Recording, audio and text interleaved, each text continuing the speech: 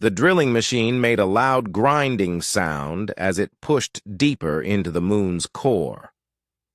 Captain Dong-Woo Kim watched the display screen with tired eyes. His team had been working for 3 months straight, digging tunnels and mining precious metals from deep inside the moon. It was hard work, but someone had to do it. Earth needed these materials to build new space stations and ships. "Captain, we have a problem," said engineer Bo-Ram Lee, looking up from her computer. "The drill just hit something that isn't rock." Dong-Woo walked over to look at the readings. The numbers on the screen made no sense. According to the sensors, the drill had touched something made of metal. But that was impossible. They were digging in the moon's natural core, far below any human-made structures. "Are you sure the sensors are working right?" Dong-Woo asked. Bo-Ram checked her equipment twice. "Everything looks normal on my end, but Captain, this metal reading is huge. It's not just a small piece. The sensors show it goes on for miles in every direction." Dr. Hai-Jin Park heard the conversation from across the mining station. She was the team's expert on alien archaeology, though she had never found anything alien before. Most of her work involved studying old human settlements on Mars and the asteroid belt. "Can I take a look?" she asked, walking over to join them. Hai-Jin studied the sensor data carefully. Her heart started beating faster as she realized what she was seeing. "This isn't random metal," she said quietly. "Look at these patterns. These are straight lines and perfect angles. Nature doesn't make shapes like this." The three of them stared at the screen in silence. If Hai-Jin was right, they had just discovered something that should not exist. The moon was supposed to be a natural rock formation that had orbited Earth for billions of years. Finding artificial structures deep in its core would change everything. Humans thought they knew about their solar system. "We need to get a closer look," Dong-Woo decided. "Bo-Ram, can you modify the drill to make a bigger opening?" "It will take a few hours, but yes," Bo-Ram replied. "How big do you want it?" "Big enough for people to go down and see what we're dealing with." While Bo-Ram worked on the drill, Hai-Jin sent a message to Earth requesting permission to investigate further. She didn't expect a quick response. Messages between Earth and the moon took several seconds to travel, and the bureaucrats back home usually took days to make decisions about anything unusual. But this time was different. Within an hour, Hai-Jin received a reply that made her stomach drop. The message was marked with the highest security classification she had ever seen. It ordered her to stop all mining operations immediately and wait for military personnel to arrive. "Why would they send the military?" Bo-Ram asked when Hai-Jin shared the news. "Because they know something we don't," Dong-Woo answered grimly. "Or because they're as scared as we should be." 2 days later, Commander Jin-Ho Choi arrived, with a team of soldiers and scientists. He was a serious man who asked many questions but gave few answers. His team immediately took control of the mining site and set up security barriers around the drill hole. "What exactly did you find down there?" Commander Choi asked during his first meeting with the mining team. Hai-Jin showed him all the sensor data they had collected. "The metal structures appear to be artificial, but they're buried so deep that they would have to be millions of years old. That's impossible, according to everything we know about the moon's formation." Commander Choi studied the information without showing any emotion on his face. "Have you told anyone else about this discovery?" "Just our supervisors on Earth," Dong-Woo replied. "Why? Is there something we should know?" "That's classified," Commander Choi said. "But I can tell you that this discovery is now a matter of planetary security. Everything you found here must remain secret until we understand what we're dealing with." The next morning, Commander Choi's team lowered cameras and sensors into the drill hole. What they found made even the experienced military personnel gasp in amazement. The metal structures weren't just buried in the moon's core, they were the moon's core. These walls stretch for miles in every direction, reported the lead technician. The entire interior of the moon appears to be hollow and filled with artificial structures. It's like someone built a massive ship and then covered it with rock to make it look like a natural moon. Boram ran calculations on her computer, trying to understand what they had discovered. If the whole moon is artificial, then someone built a structure 8,000 miles across. That's not just a ship. That's like building a small planet. Haye Jin felt dizzy as the implications hit her. If the moon is artificial, then it was placed in orbit around Earth on purpose. Someone wanted it there. But who could build something like this? And why? Commander Choi made several encrypted calls to Earth throughout the day. When he finished his final conversation, he gathered the entire team for a meeting. "What I'm about to tell you cannot leave this room," he began. "Our long-range sensors have detected unusual energy readings coming from the moon's interior. These readings started the day you began drilling into the core. It appears that your excavation has awakened something that has been sleeping for a very long time." The room fell silent as everyone tried to process this information. "Awakened something?" Dongwu asked. "You mean this thing is still functioning after millions of years?" "We don't know yet," Commander Choi admitted. "But we're going to find out. Earth's government has authorized a full investigation. We're going to explore these structures and learn everything we can about who built them and why." As the meeting ended, Hejin looked up through the station's windows at the Earth hanging in the black sky above them. For her entire life, she had thought of the moon as humanity's first step into space. A natural satellite that humans had, claimed and transformed into a mining base. Now she realized that humans had never really conquered the moon at all. They had just been living on top of something far more ancient and powerful than anything they could imagine. And that something was starting to wake up. News of the lunar discovery spread faster than anyone expected. Despite all security measures, someone leaked information to the galactic news networks.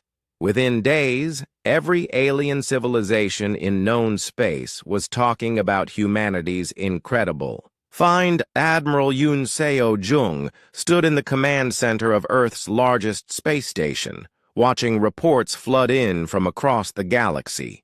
Her job was to protect Earth and its colonies, but she had never faced anything like this before. The discovery on the moon had turned humanity from a minor spacefaring species into the center of galactic attention overnight. "Admiral, we're receiving urgent messages from 17 different alien governments," reported Communications Officer Su-Min Kang. "Most of them are demanding immediate access to the lunar excavation site." "What kind of demands?" Admiral Jung asked.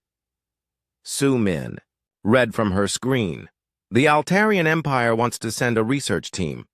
The Centauri Federation is offering to buy the technology. The Vegan Republic is... well, they're threatening to take it by force if we don't share our findings."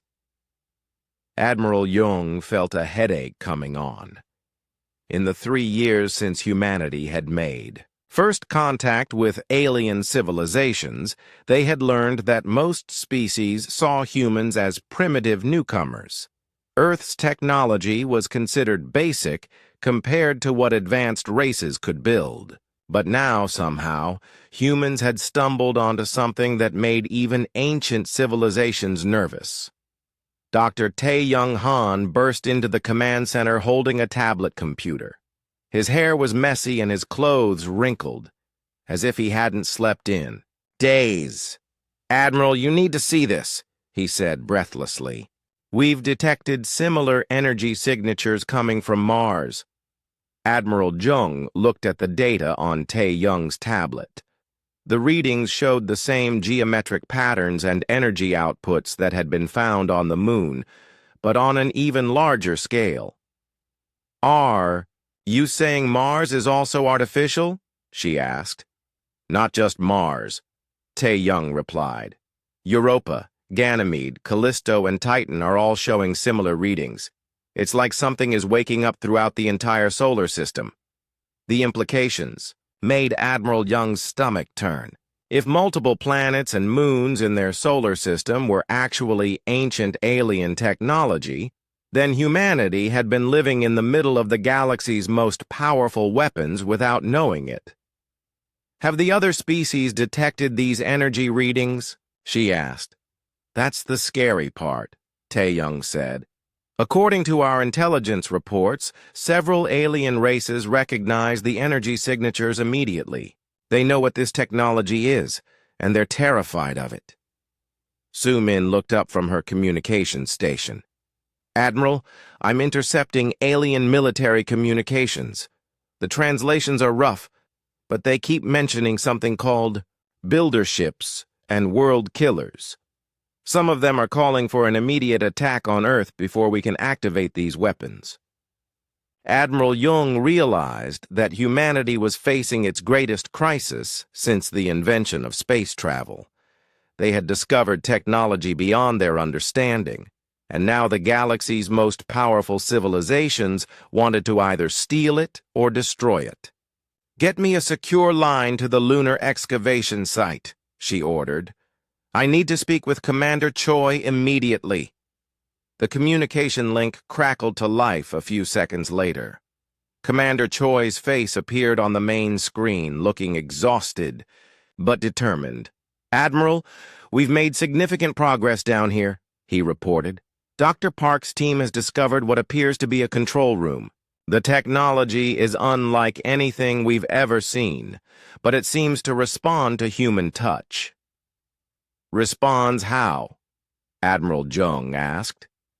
"When our people get close to the control panels, lights turn on and symbols appear. It's like the system is trying to communicate with us.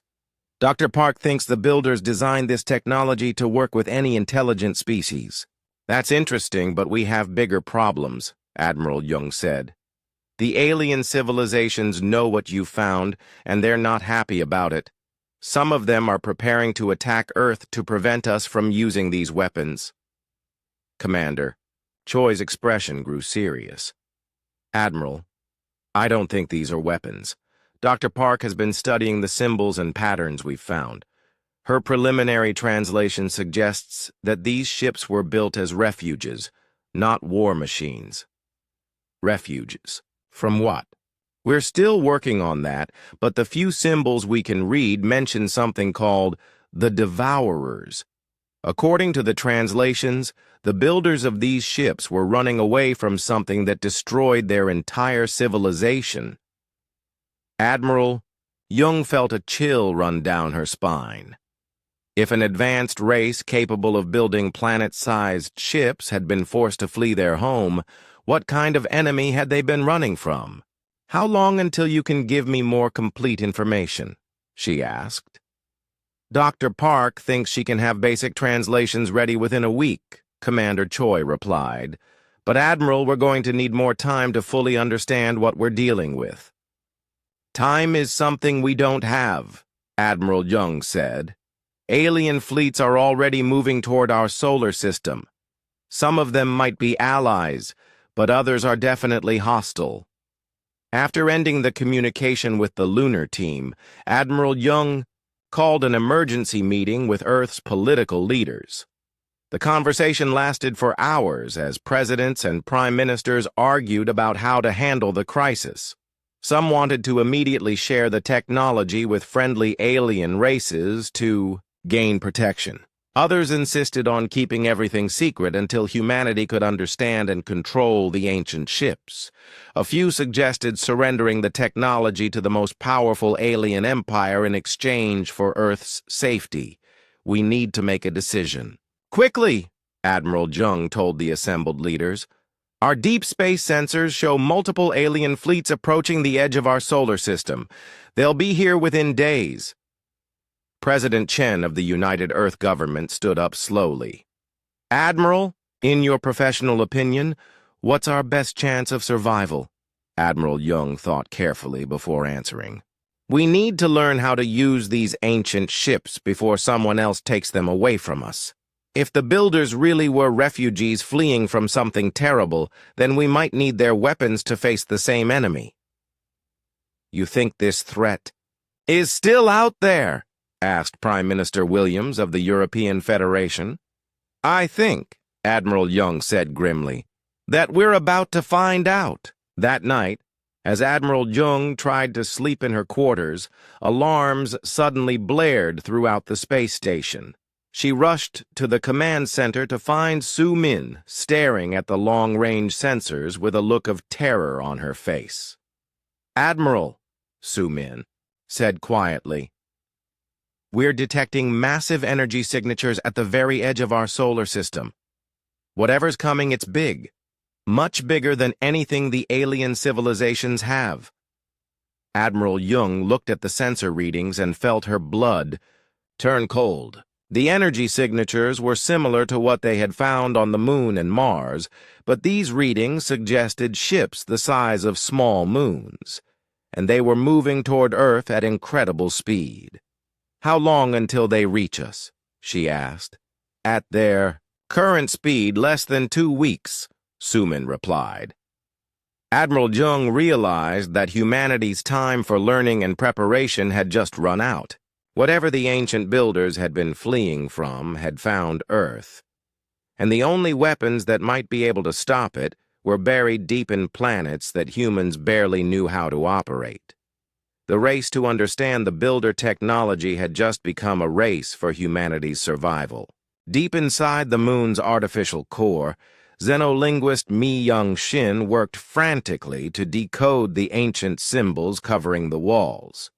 She had been studying alien languages for 15 years, but nothing had prepared her for the complexity of the builder script. Each symbol seemed to contain multiple layers of meaning, changing based on context and the reader's perspective.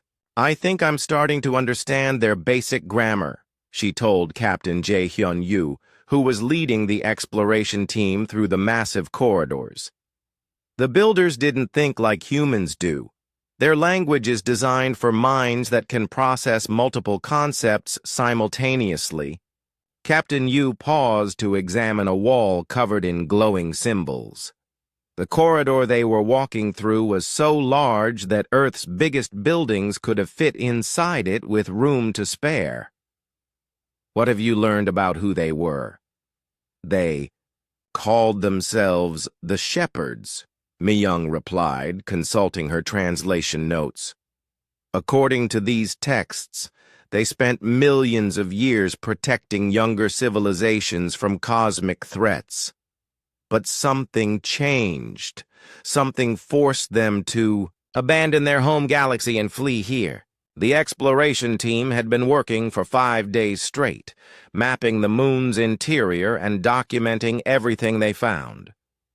The scale of the builder technology was overwhelming. The Moon contained entire cities worth of empty chambers, vast manufacturing facilities and control systems that covered areas the size of countries.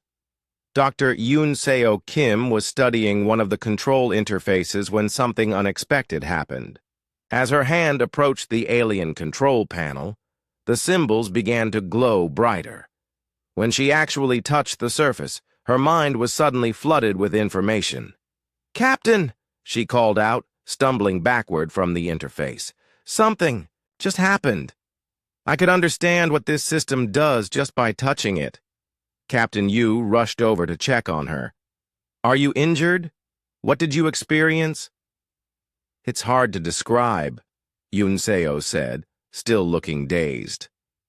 "For a moment I could see how this entire ship works. The builders designed their technology to interface directly with the user's mind. It doesn't matter what species you are. The system adapts to how your brain processes information. Mi Young looked up from her translation work with excitement. That explains something I've been seeing in these texts. The builders mentioned that their ships were designed to be inherited by other species. They knew that someday their civilization might not survive, so they built their technology to work for whoever found it. But why would they do that? Captain Yu asked. Because they were fighting something that threatened all life in the universe, Mi Young replied grimly. I've been able to translate more of their historical records. The builders weren't the first advanced civilization. They inherited technology from an even older race, who inherited it from someone before them. This pattern has been going on for millions of years. Unseo approached another control interface, this time more carefully. When she touched it, her eyes widened as information flowed into her mind. Captain, you need to try this, she said. The system is showing me tactical information.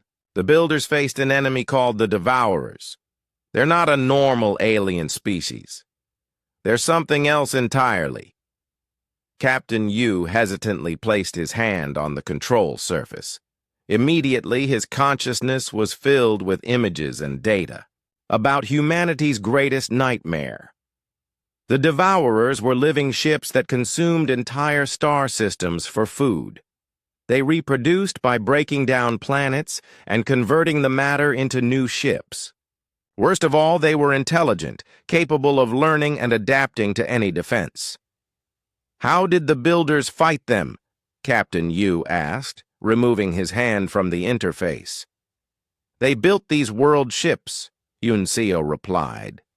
Planet-sized vessels that could match the Devourer's scale and power. But even with this technology, the builders were losing. The war lasted for thousands of years before they were forced to flee. Mi Young had been listening while continuing her translation work. Captain, I've found something important. According to these records, the builders didn't just run away. They set a trap. They scattered their world ships throughout different galaxies, waiting for the Devourers to follow them. When the time was right, all the ships would activate simultaneously and launch a coordinated attack. You mean the moon is part of a galaxy-wide network of weapons? Captain Yu asked. Not just weapons, Mi Young corrected. The translations are complex, but it seems like the builders developed a way to permanently destroy the Devourers. But it requires activation from multiple world ships at the same time. If only one or two ships activate, the plan fails. Unseo was experimenting with different control interfaces throughout the chamber. Each time she touched one, she gained new understanding of the builder technology. After an hour of this, she made a discovery that changed everything. Captain, I think I know why the human brain interfaces so well with builder technology, she said excitedly. The system is designed to work with species that think creatively and emotionally. The builders were highly logical, but they realized that their rigid thinking was a weakness against the adaptive Devourers. What do you mean? Captain Yu asked. The Devourers learn from every battle. They adapt to logical, predictable strategies, but humans think in ways that even we don't fully understand. We make intuitive leaps. We take risks based on feelings rather than data. We find solutions that shouldn't work, but somehow do. Mi Young looked up from her translations with a troubled expression. That might explain why the builder technology responds so strongly to humans. According to these records, the builders searched for millions of years to find a species that could use their weapons effectively against the Devourers. They needed someone who could think in ways the enemy couldn't predict. Captain Yu felt the weight of responsibility settling on his shoulders. Are you saying that humanity was chosen for this? That we're supposed to fight this war? I don't think we were chosen, Mi Young replied. I think we were prepared. The builders placed their world ships near promising young civilizations throughout. the galaxy. When the Devourers finally followed them here, there would be new species ready to take up the fight. A communication alert interrupted their conversation. Admiral Young's voice came through their radio with obvious urgency. "Captain Yu, we need you to return to the surface immediately. Our long-range sensors have detected the approaching threat. The Devourers are less than a week away from our solar system." Captain Yu gathered his team quickly. As they prepared to leave the builder control chamber, Yunseo made one final connection with the alien interface. This time, the information that flowed into her mind was different. Instead of historical data or technical specifications, she received something that felt like a message. "They're not gone," she said quietly. "Who's not gone?" Captain Yu asked. "The builders. Their consciousness is stored in the ship's memory systems. They've been waiting here for millions of years, hoping that someone would find them and complete their mission." As the team made their way back to the surface, Mi Young continued, working on her translations using a portable computer. By the time they reached the lunar base, she had decoded enough text to understand the full scope of what humanity had inherited. "Captain," she said as they boarded the shuttle back to Earth, "I've translated the builders' final message. They say that their world ships contain enough firepower to destroy the Devourers permanently. But the weapons can only be activated by a species that the ships accept as worthy successors." "And they think humans are worthy?" Captain Yu asked. "The ship's systems have been testing us since we first touched their technology," Mi Young replied.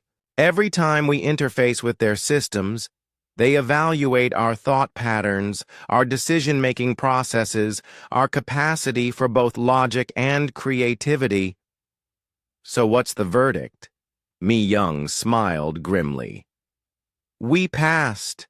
The builder technology has fully accepted human operators. Now we just need to learn how to use it before the Devourers arrive and destroy everything we've ever known." As their shuttle approached Earth, Captain Yu looked out at the planet that had been humanity's home for thousands of years. Soon, it would become the battleground for a war that had been raging across the galaxy for millions of years. Humanity's greatest test was about to begin. Sunja Lim floated in the builder interface chamber deep within the moon, surrounded by glowing control systems that responded to her thoughts. She had volunteered for the complete neural integration process despite the risks. Dr. Yunseo Kim had warned her that connecting so deeply with alien technology might change her mind permanently, but they needed someone who could operate the world ships at full capacity. "How do you feel?" Dr. Yunseo asked through the communication system. "Different," Sunja replied, her voice carrying an odd harmonic quality. "I can sense the other world ships throughout the solar system. Mars is awakening. The moons of Jupiter are powering up their defensive systems. It's like I'm connected to a vast network of consciousness." Admiral Jung watched the process from the observation deck above the chamber. She had made the difficult decision to approve Sunja's integration after learning that the Devourers would arrive in less than 48 hours. Humanity needed every advantage they could get. "Can you control the ships?" Admiral Jung asked. Sunja's eyes glowed with the same blue light as the builder interfaces. "Not control exactly. It's more like I can communicate with them. The ships have their own intelligence, but they're willing to work with human operators. They've been lonely for so long." Fleet Commander Kyung-ho Park stood at the tactical display in Earth's orbital command center, coordinating humanity's hastily assembled defense fleet. In the past week, every available ship had been equipped with builder technology interfaces. Most human pilots could only manage basic connections, but even that gave their vessels capabilities far beyond normal Earth technology. "Admiral, we're "Receiving communications from alien fleets throughout the solar system," reported Communications Officer Su-Min Kang. "Some are requesting permission to join our defense. Others are demanding that we surrender the builder technology to them." "What about the hostile fleets?" Admiral Jung asked. "3 major battle groups are positioning themselves to attack Earth," Commander Park replied. "The Vegan Republic has brought their entire war fleet. They seem determined to destroy the world's ships before the Devourers arrive." Admiral Jung realized that humanity was facing a 3-way battle. They had to defend against alien forces who wanted to steal or destroy the builder technology, while also preparing for the arrival of cosmic horrors that had destroyed entire civilizations. Dr. Woo Jin Lee had been studying captured Devourer technology for the past month, ever since long-range probes had detected fragments of their ships at the edge of the solar system. What he discovered made him question whether any defense would be enough. "Admiral, you need to see this analysis," he said, approaching her with a tablet full of disturbing data. "The Devourers aren't just ships. They're living organisms that have evolved over millions of years. Each one is the size of a small moon, and they can adapt their biology to counter any weapon used against them." "How did the builders plan to destroy something like that?" Admiral Jung asked. "By using quantum disruption weapons that attack the fundamental forces holding matter together," Dr. Woo Jin replied. "But the process requires precise timing across multiple world ships. If even one ship fires too early or too late, the Devourers will adapt to the attack and become immune to it." Soonja's voice came through the communication system from deep within the moon. "Admiral, I'm receiving data from the builder consciousness stored in the ship's memory banks. They've been running battle simulations for millions of years, calculating the best strategy to defeat the Devourers." "What do they recommend?" Admiral Jung asked. "They say that humans have something the builders never had. We're unpredictable. The Devourers can adapt to logical strategies, but they struggle with creative, emotional decision-making. The builder consciousness wants to merge human intuition with their advanced technology." Commander Park looked up from his tactical display with concern. "Admiral, the Vegan fleet is moving into attack position. They're demanding that we shut down the world ships immediately, or they'll open fire." Admiral Jung faced an impossible choice. Fighting the alien fleets would weaken humanity's defenses just as the Devourers arrived. But surrendering the world ships would leave Earth defenseless against the cosmic threat. "Open a channel to the Vegan fleet commander," she ordered. The main screen flickered to life, showing the insectoid features of Admiral Jektar, commander of the Vegan Republic's war fleet. His compound eyes glittered with barely controlled aggression. "Humans," he began in accented English, "you do not understand the danger you are unleashing. The builder technology has destroyed entire sectors of the galaxy. You must surrender these weapons before it is too late." "Admiral Jektar," Admiral Jung replied calmly, "we're facing an enemy that threatens all life in the universe. The Devourers are only hours away from our solar system.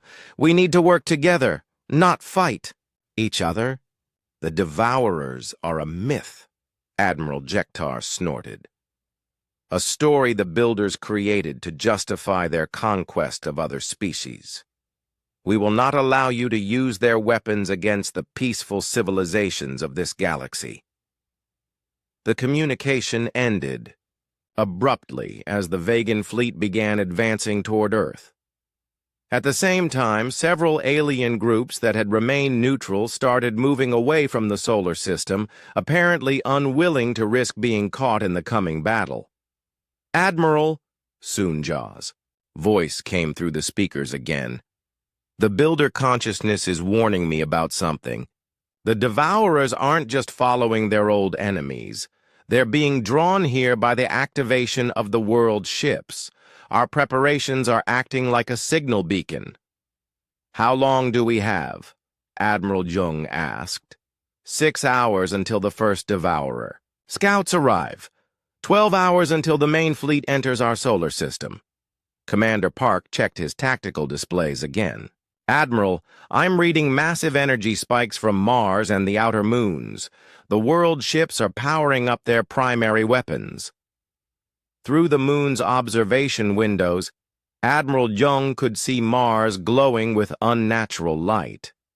The red planet was revealing its true nature as a gigantic weapon platform. Jupiter's moons were arranging themselves into defensive formations, their surfaces crackling with energy discharges. Admiral, Dr. Wujin called out urgently, I'm detecting spatial distortions at the edge of the solar system. Something huge is coming through hyperspace. The main display switched to show long-range sensor readings. Dark shapes were emerging from folded space near Pluto's orbit. Each shape was the size of Earth's moon, but they moved with predatory grace that no natural object could possess. Devourer scouts, Sunja confirmed from her interface chamber. I can sense their hunger. They're already adapting to our defensive preparations. Admiral Jung realized that all of humanity's plans and preparations came down to this moment. The ancient war between the Builders and the Devourers was about to continue, but this time, with human minds guiding the battle. All ships, prepare for combat, she ordered. Notify the alien fleets that they can either help us or stay out of our way, but we're not surrendering these weapons to anyone. As the first Devourer scouts began their approach toward the inner solar system, the world ships of humanity's solar system came fully online for the first time in millions of years. The moon's surface split open to reveal massive weapon arrays. Mars shed its rocky disguise to become a fortress bristling with cannons that could shatter asteroids. The outer moons transformed into shield generators and missile platforms. Sunja, now permanently connected to the Builder network, felt the awakening of each ship as a part of her extended consciousness. For the first time since the Builders' defeat, their ancient weapons had operators who could think creatively, adapt quickly, and fight with the desperate courage of those defending their home. Admiral, she said, her voice carrying the harmonic resonance of the Builder technology, the ships are ready, but the Devourers are bigger than the simulations predicted. We're going to need allies. Admiral Jung looked at the tactical display, showing hostile alien fleets on one side and approaching cosmic horrors on the other. Humanity stood between two impossible enemies, armed with weapons they barely understood, fighting a war that had raged across the galaxy for millions of years.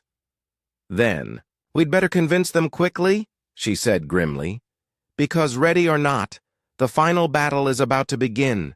The first Devourer ships entered Earth's solar system like living nightmares made real. Each one was the size of a small moon, covered in organic armor that shifted and adapted as human weapons fired upon it. Hybrid Commander Yejin Cho watched from the bridge of the transformed moon as her sensors tracked dozens of the creatures moving toward the inner planets. They're not ships in any sense we understand, she reported to Admiral Jung through their quantum communication link. They're alive. Each one is a single organism that has been growing and evolving for thousands of years. Yejin had undergone partial integration with the Builder systems, giving her enhanced cognitive abilities but allowing her to remain recognizably human. Unlike Sunja, who had become something beyond human understanding, Yejin could still communicate effectively with normal people while accessing Builder technology. What are their capabilities? Admiral Jung asked from Earth's orbital command station. They're adapting to our weapons in real time, Yejin replied grimly. The first few shots from our Builder cannons did significant damage, but each subsequent hit is less effective. They're learning. Master engineer Do-Hyun Kim worked frantically in the builder manufacturing facilities deep within Mars. He had discovered that the ancient technology could be modified and improved using human engineering principles. While the builders had created incredibly advanced systems, they had been limited by their rigid logical thinking. "I've figured out how to randomize our weapon frequencies," he announced over the communication network. "If we constantly change our attack patterns, the Devourers can't adapt fast enough to become immune." Commander Ye-jin immediately implemented Do-hyun's modifications. The moon's massive weapons began firing bursts of energy that shifted between different quantum frequencies with each shot. The effect was immediate. Devourer ships that had been adapting to their attacks suddenly found themselves vulnerable again. But humanity's success was short-lived. As the main Devourer fleet arrived, the solar system was filled with hundreds of the massive creatures. Each one was different, having evolved unique abilities based on the civilizations they had consumed. Some could phase through solid matter. Others generated gravitational fields that bent space around them. A few had developed the ability to reproduce rapidly, spawning smaller versions of themselves during battle. "Admiral!" Sunja's voice came through the communication system, carrying harmonics that no human throat could produce. "The builder consciousness is showing me the full scope of what we're fighting. The Devourers have consumed 17 galaxies over the past 10 million years. Each galaxy they destroy makes them stronger and more diverse." Admiral Jung coordinated the defense from her command center as reports flooded in from across the solar system. Human ships equipped with builder technology were holding their own, but they were vastly outnumbered. The world ships were powerful, but even planet-sized weapons struggled against enemies that could adapt to any attack. "What about our alien allies?" she asked. Ambassador Sungmin Baek had been working desperately to convince the various alien fleets to join humanity's defense instead of fighting against them. His breakthrough came when the first Devourer ships began consuming asteroids in the outer solar system. "The Altarian Empire has agreed to coordinate their attacks with ours," he reported. "Seeing the Devourers actually feeding has convinced them that the threat is real. The Centauri Federation is still debating, but several smaller species have committed their fleets to our defense." The turning point came when Sunja made a discovery that changed the entire battle. Deep within the builder consciousness, she found memories of the Devourer's origin. They had not always been cosmic horrors. Millions of years ago, they had been a peaceful species that developed biotechnology instead of mechanical systems. But their hunger for knowledge and resources had slowly corrupted them until they became living weapons that consumed everything they encountered. "I know how to stop them permanently," Sunja announced, her voice now barely recognizable as human. "But it requires a sacrifice that the builders were never willing to make." "What kind of sacrifice?" Admiral Jung asked, though she suspected she already knew the answer. "The quantum disruption weapon doesn't just destroy the Devourers. It creates a permanent barrier in space-time that prevents their kind of life from existing. But activating it will also destroy the world ships and everyone connected to them." Commander Ye-jin felt the weight of that knowledge settle over her. She was connected to the builder network, as were Sunja and hundreds of other humans who had undergone partial integration. Using the ultimate weapon would save the galaxy, but kill everyone who had bonded with the ancient technology. "There has to be another way," Master Engineer Do-hyun said from his position on Mars. "The builders were brilliant, but they thought in absolutes. Humans find alternatives that shouldn't exist." For the next 6 hours, as the battle raged throughout the solar system, Do-hyun worked on modifying the builder weapon systems. He combined human creativity with alien technology, creating solutions that the original designers had never considered. "I think I've found something," he announced, as Devourer ships began breaking through the outer defenses. "Instead of creating a permanent barrier, we can create a temporary one that pushes the Devourers outside our local galactic cluster. It won't destroy them, but it will give the galaxy millions of years to develop better defenses." "Will it work?" Admiral Jung asked. "The math says yes," Do-hyun replied. "But we'll need perfect coordination between all the world ships in the solar system. And we'll need the alien fleets to provide covering fire while we charge the weapons." Ambassador Sung-min transmitted Do-hyun's plan to every Allied fleet in the solar system. The response was immediate and unified. Species that had been enemies for centuries agreed to work together against the cosmic threat. The final battle lasted for 18 hours. Devourer ships swarmed through the solar system like a plague of living asteroids, consuming everything they could reach. The moon's surface was scarred by acid attacks from creatures that had evolved to break down planetary defenses. Mars glowed, red hot, as its weapons fired continuously against wave after wave of attackers. Commander Ye-jin coordinated the defense with tactical brilliance that combined human intuition with builder processing power. She anticipated enemy movements through creative thinking that no computer could match, while accessing sensor data and weapon systems that span the entire solar system. "All world ships report ready," Soon-ja announced. "The quantum disruption array is charged and locked onto the Devourer fleet." "Fire!" Admiral Jung ordered. The combined world ships of the solar system released a pulse of energy that warped space-time itself. The effect was invisible to human eyes, but every Devourer ship in the solar system suddenly stopped moving. For a moment, the creatures seemed confused, as if they couldn't understand what was happening to them. Then, one by one, they began to fade from normal space. The quantum disruption was pushing them outside the local galactic cluster, banishing them to the empty void between galaxy groups. It would take them millions of years to return, even at their incredible speeds. "It's working," Do-hyun reported from Mars. "The Devourers are being displaced beyond the galactic barrier."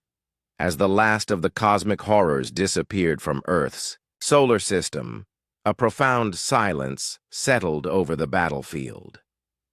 For the first time in millions of years, the galaxy was free from the threat that had destroyed countless civilizations.